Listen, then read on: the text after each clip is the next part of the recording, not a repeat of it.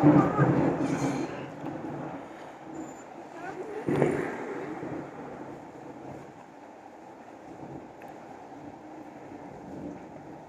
वालेकुम, आदाब, सत श्री अकाल। मैं शहाब अख्तर, शायरी का मुदीर, झरिया, धनबाद, झारखंड से।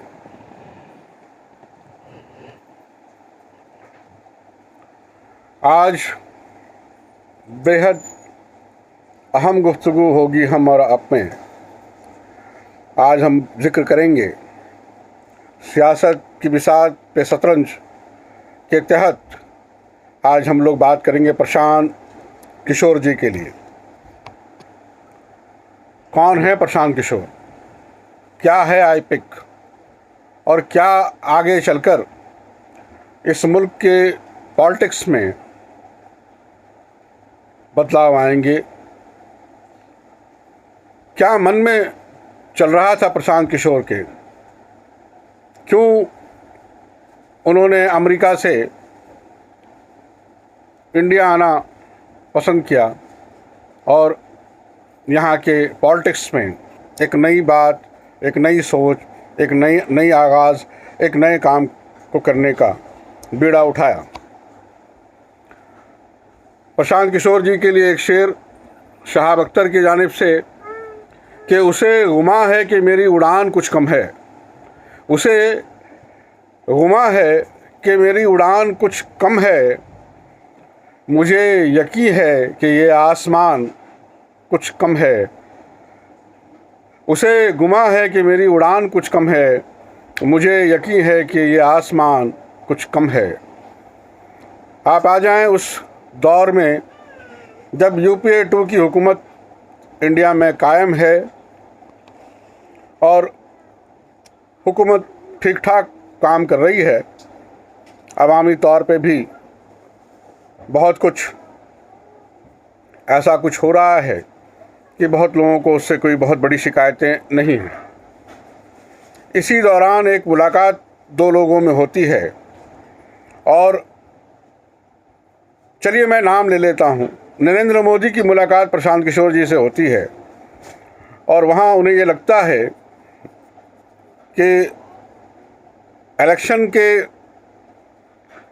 तरीक़ों को, जिस नए तरीक़ेकार को होने की ज़रूरत है, या इलेक्शन मैनेजमेंट को, या फिर साफ तौर पे कहें कि इस चुनाव को जीतने का जो एक हुनर है, वो कहीं ना कहीं उन्हें लगा कि इस शख्स में मौजूद है।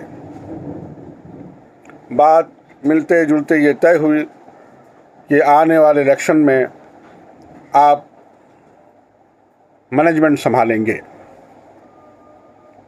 कुछ अंदर खाने भी बातें हुई थी, लेकिन अगर कुछ आप ये कहेंगे कि क्या शहाब भाई आप कागजी कुछ प्रूफ दे पाएंगे, तो मैं ये साफ तौर पे कहूँगा कि ये कागजी प्रूफ मैं नहीं दे पाऊँगा।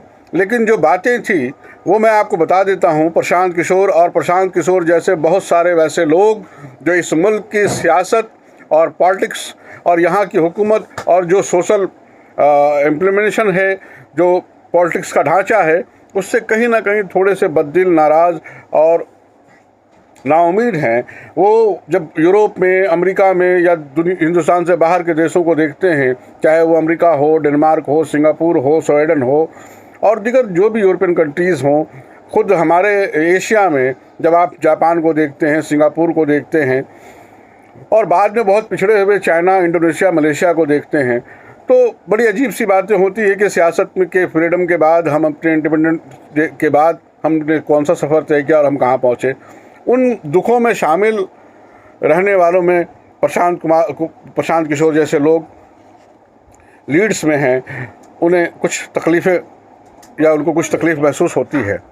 बात इतनी सी हुई थी कि मैं अपना काम बड़े दिलजमी से करूँगा और प्रूफ करूँगा, आप जीतेंगे, आप सत्तासीन होंगे, इसमें कोई शक नहीं है।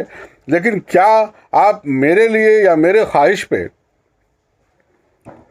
कोई ऐसे 100 लोगों की टीम बनाने के लिए मुझे मौका देंगे आप, जिसमें हर एक अलग अलग फील्ड के सबसे स्ट्रीम एक्सपर्ट लोग मौजूद हों, और उस भारतवर्ष में हम पानी के क्षेत्र में क्या कर सकते हैं, बिजली के क्षेत्र में क्या कर सकते हैं, कृषि के क्षेत्र में नया क्या कर सकते हैं, या परिवहन में क्या कर सकते हैं, व्यवसाय में क्या कर सकते हैं, तालीम में क्या कर सकते हैं, एजुकेशन में क्या कर सकते हैं, एग्रीकल्चर में क्या कर सकते हैं, मतलब डिफरेंट साइड ऑफ फील्ड में हम उन सारे एक्सपर्ट जो बिल्कुल इस फील्ड के एक्सपर्ट होंगे, उनकी एक टीम, वो इंडिया से भी हो सकते हैं और इंडिया से बाहर से भी हो सकते हैं, और उस टीम को एक रिसर्च के तौर पे बनाकर हम अपने आने वाले 20 साल जो इंडिया का है, कैसे हम पूरे इंडिया को आगे और बेहतर कर सकते हैं, उस पर काम करेंगे। ये वादा मिला होगा उनको, तभी उन्होंने अपने काम की शुरुआत की, और 5-6 साल की बड़ी मेहनत से उन्होंने जो अपने मॉड्यूल्स बनाए, जो अपने तरीक़ाकार बनाए, क्योंकि इस तरह के इलेक्शन में जाने में कोई एक तरीका काम नहीं करता, 15, 20, 25 अलग अलग टॉपिक्स मॉड्यूल्स टाइप के होते हैं, जिसको उसके सपोर्ट से वो और कारगर करना होता है। उसमें प्रशांत किशोर ने बहुत चालाकी से, बहुत मेहनत से, बहुत उसको तरीके से उन्होंने एक नेता को कंप्लीट ब्रांड में बदल दिया। नरेंद्र मोदी का जो ब्रांड बनना, नरेंद्र मोदी का नाम बूढ़े से लेकर बच्चों तक पहुंचना, और प्रिंट मीडिया से लेकर इलेक्ट्रॉनिक मीडिया में सिर्फ नरेंद्र मोदी, नरेंद्र मोदी, नरेंद्र मोदी का होना, ये कोई सब अचानक से नहीं था। ये सब वैसे काम थे जो किए गए थे, जो बिल्कुल अपने तौर पे पेपर वर्क के बाद उसको कैसे आगे बढ़ाना है और कैसे करना है, वो स्टेप बाय स्टेप किया गया। बहुत सारे ऐसे कार्यक्रम किए गए जिससे जनता का जुड़ाव हो, बहुत सारे ऐसे प्रपंच भी किए गए जिसमें मन मस्तिष्क में जहाँ से आप तय करते हैं कि वोट किसको देना है, उस पर एक काबिज हो जाना है। बहुत सारी चीज़ें जो है इसमें होती गई, और इसमें प्रशांत किशोर ने एक बड़ी कामयाबी हासिल की। जब चुनाव में जीत हो जाने के बाद, चुनाव में एक जीत हासिल हो जाने के बाद, एक बड़ी विक्ट्री मिलने के बाद, तब ये वेट एंड वॉच में रहे कि मेरी भी जो ख्वाहिश है, मेरी भी जो सोच है, उस पर भी कोई शायद काम हो या बात बने।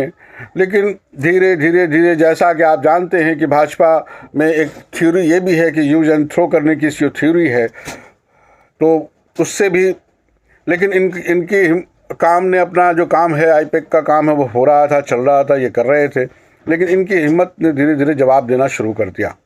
उसके बाद वो किस्सा आता है कि कैसे ये जेडीयू, जनता दल यूनाइटेड में नीतीश कुमार जी के पार्टी में उपाध्यक्ष बन के आए, क्योंकि प्रशांत किशोर का जो दिली लगाव है वो बिहार से बहुत है, और बिहार से इसलिए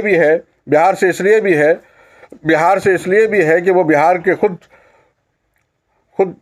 जाए पैदाइश उनकी जो है, जन्मस्थली जो उनकी है, जहाँ से वो, जिनका जन्म स्थान है, जहाँ से वो उनके पूर्वज का एक मिट्टी का राब्ता है, जाहिर है वहाँ से और वहाँ के हालात से इनका दिल ज़रूर दुखता और पसीजता है।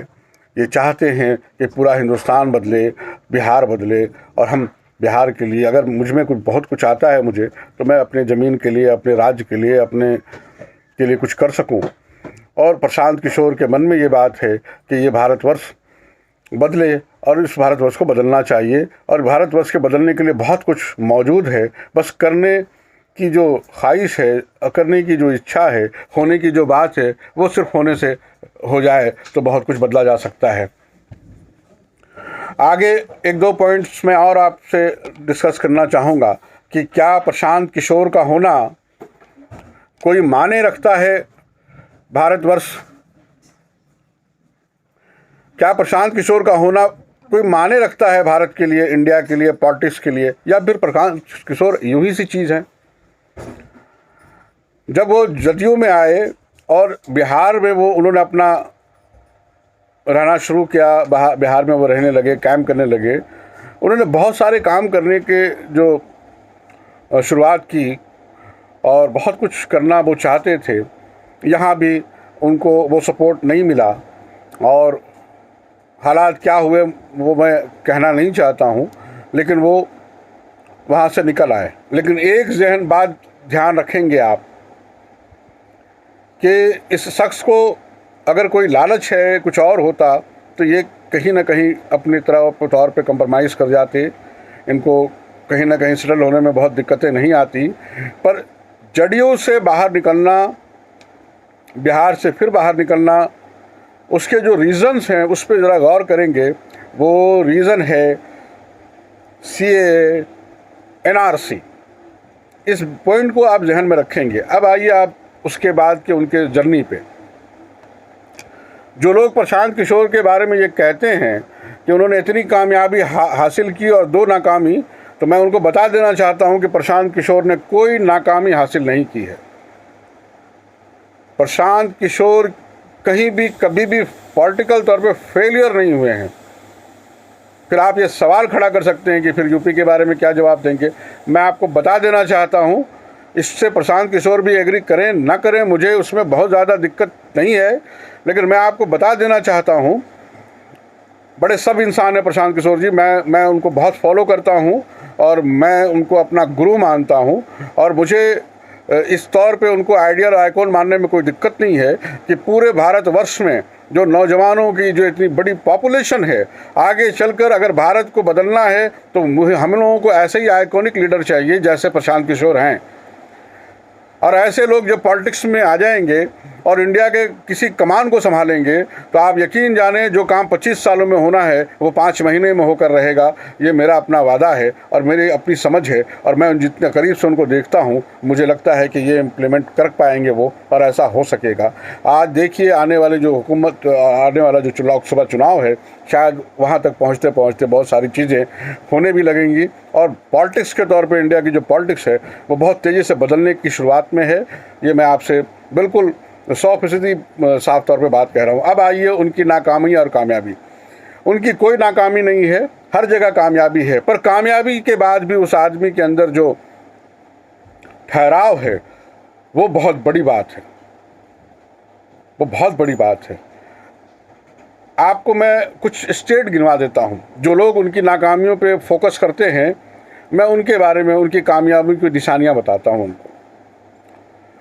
आप तेलंगाना को देखें, आप आंध्र प्रदेश देखें, दिल्ली, पंजाब, तमिलनाडु, वेस्ट बंगाल, और उससे पहले पूरा भारतवर्ष, मोदी का चुनाव, मोदी की सरकार, चाय वाला, मोदी, अब की बार मोदी सरकार, और न जाने क्या कुछ, और प्रचंड बहुमत आपकी सेंट्रल गवर्नमेंट। कोई भी शख्स इस बात को डिनाई नहीं कर सकता कि उस लोकसभा इलेक्शन में जो भाजपा को बहुमत से इतनी बड़ी जीत मिली है, उसमें प्रशांत किशोर का रोल है या नहीं है।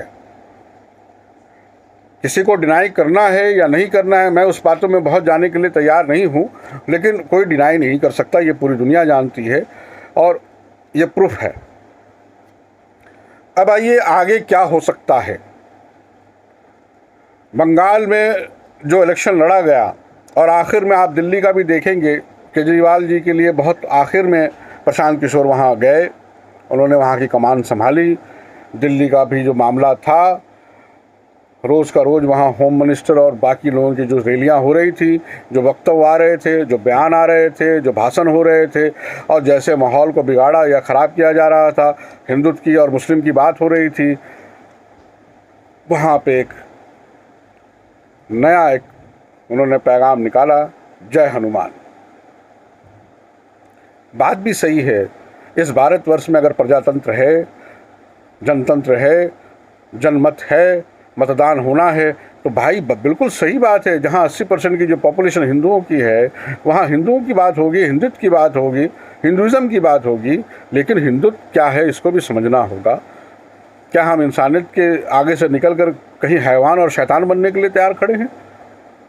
प्रशांत किशोर का इस बारे में भी जो विज़न है वो बिल्कुल साफ है, और इसीलिए CAA और NRC पे उन्होंने खुल के ये बात कही थी कि ये देश हित में नहीं है, प्रजातंत्र के साथ ये अच्छा नहीं है, लोकतंत्र के साथ ये अच्छा नहीं है, देश के साथ ये अच्छा नहीं है। और उन्होंने अपना स्टैंड बिल्कुल साफ और क्लियर उस वक्त बताया, दिखाया और उसके लिए उन्होंने वहाँ से वॉकआउट करने में भी उनको कोई दिक्कत महसूस नहीं हुई।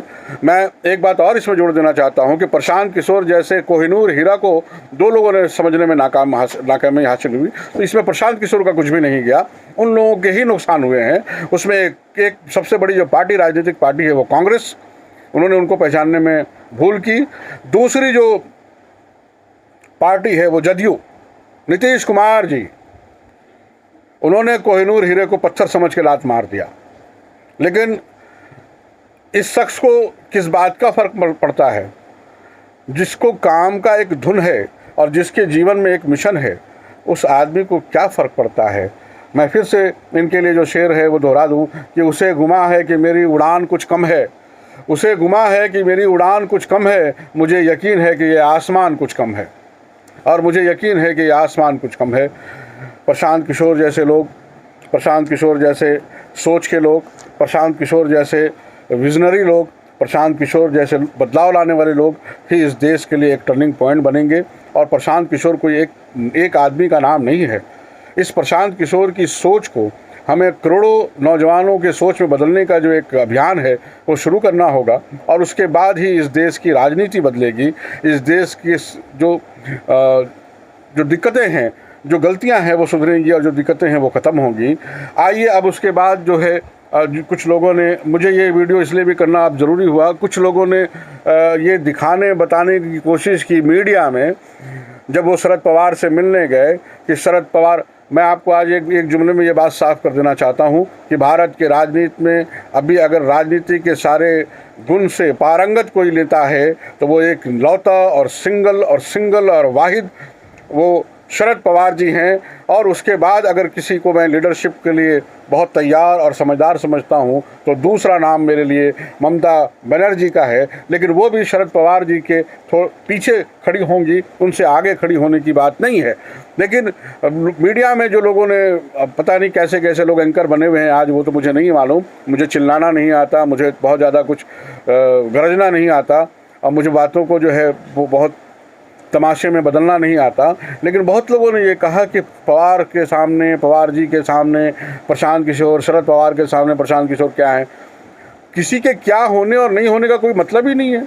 प्रशांत किशोर को तो ऐसे भी कोई मीडिया की भूख है नहीं। आपने कब उनको देख लिया कि वो अपने नाम को प्रचारित करने के लिए आगे आते हैं? कब आपने उनको देख लिया कि वो अपने कामयाबियों का बड़ा श्रेय लेने के लिए तैयार बैठे रहते हैं? उन्होंने तो अपने तमाम कामयाबियों को हमेशा अपने टीम वर्क के बारे में बताया कि भाई मैं अकेले कुछ नहीं कर सकता हूँ, मेरी कामयाबी मेरे टीम से है, और मेरी खुशकिस्मती है कि मुझे बहुत अच्छे लोग मिले हुए हैं। प्रशांत किशोर ने कब ये कहा कि मैं हिंदुस्तान का सबसे बड़ा जो है नेता और लीडर हूँ? वो शख्स सिर्फ इस देश को बदलना चाहता है, वो शख्स सिर्फ इस देश की पॉलिटिक्स को बदलना चाहता है। वो शख्स ये बताना चाहता है कि भारत हर तरह से पूर्ण और संपूर्ण है, भारत हर तरह से बदल सकता है, हमारी मुश्किलें कम हो सकती हैं, हम इससे बहुत बेहतर देश बन सकते हैं। प्रशांत किशोर जी के साथ एक पूरे नौजवानों की एक टीम अगर जुड़ती है और हम उस अभियान के साथ उसे बहुत आगे ले जाने की कोशिश करते हैं तो सही है कि 2024 का जो लोकसभा चुनाव आएगा, भारतवर्ष और देश देखेगा कि वो चुनाव बिल्कुल विपरीत और बहुत दूसरे तरह का होगा।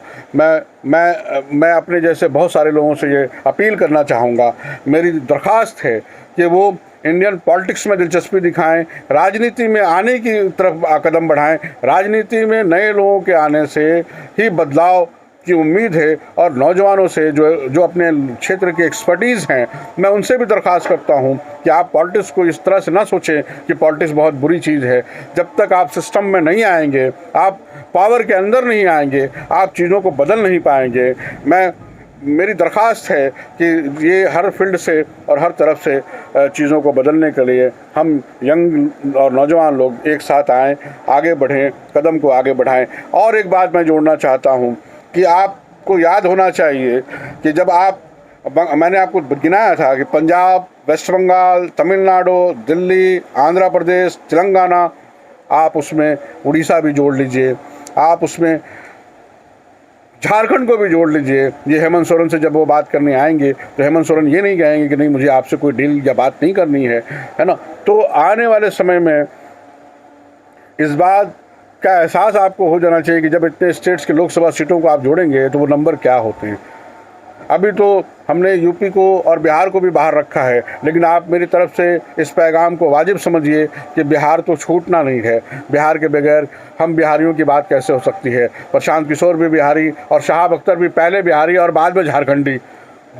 तो ये तो देश के चुनाव स्थिति में एक बदलाव आके रहेगा, अब उसे आप रोका नहीं जा सकता। और सबसे जो ख़ास बात है वो सीएए और एनआरसी, जिसके विरोध में, जिसके मुखालफत में, जिसको देश के लिए नुकसानदेह बताकर हमारे प्रशांत किशोर जी ने जदयू से निकलने का काम किया था और इन तमाम लोगों से अपने राब्ते को ख़त्म करने का काम किया था।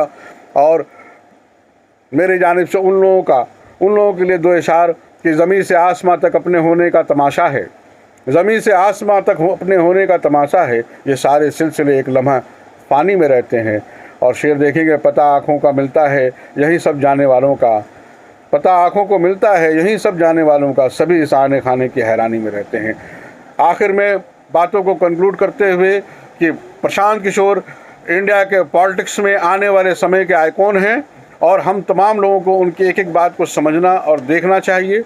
और हम अपने नौजवान दोस्तों से, भाइयों से, नए लोगों से ये अपील करते हैं कि 2024 तक इस भारतवर्ष के जो पॉलिटिक्स है, जो राजनीति है, जो व्यवस्था है, जो संस्कृति है, हम आगे चलकर इसको और अच्छा करेंगे, बेहतर करेंगे। और पावर पॉलिटिक्स में आने में कोई ये बात नहीं है कि हम नहीं आ सकते, हम सब लोग आ सकते हैं। डॉक्टर्स हैं, इंजीनियर हैं, MBA किए हुए लोग हैं, या जो भी है, हर एजुकेटेड लोग पॉलिटिक्स में आ सकते हैं और आना चाहिए। इन्हीं चंद बातों के साथ प्रशांत किशोर के बहुत कामयाबी और उनके सोच में हम जैसे लोग साथ रहेंगे। उनको बहुत दुआएं और उनके काम में बहुत कामयाबी उनको और भी हासिल हो, इस बात के साथ मैं शहाब अख्तर, शायरी का मुदीर, झरिया, धनबाद, झारखंड से इस नशिस्त में अब इतने ही, इसी पे हम लोग बात ख़त्म करते हैं। सियासत के शतरंज पे 2-3 एपिसोड और बनेंगे, उसे मैं अलग से अपलोड करूँगा। खुदा हाफिज़, सब बखैर।